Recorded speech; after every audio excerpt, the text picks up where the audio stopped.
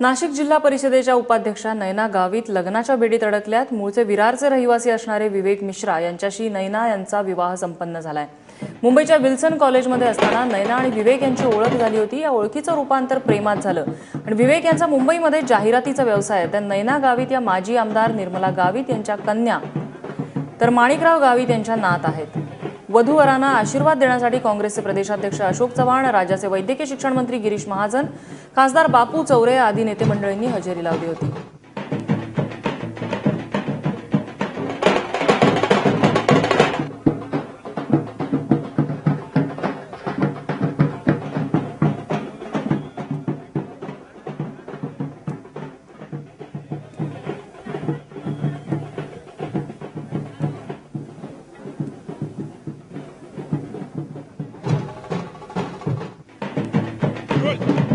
पन्नास दिवसा पहिले एक मुलगी जिल्हा परिषदेची पहिल्यांदा निवडणूक लढते।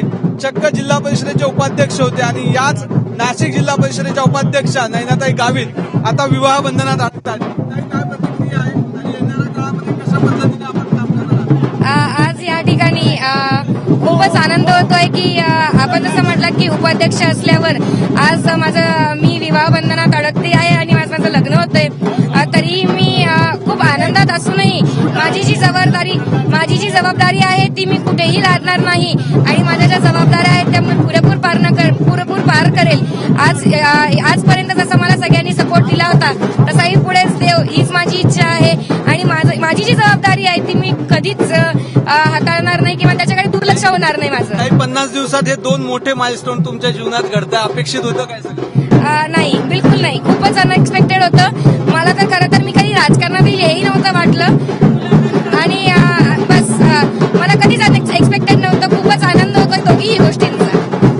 आपण बघू शकतोय खरं तर नयना गावित या आता विवाह बंधनात अडकताय।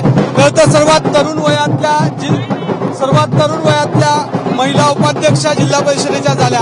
लाल दिव्याची गाडी आणि आता संसाराची दोरी। कॅमेरामन प्रांजल कुलकर्णीसह सागर वैद्य, एबीपी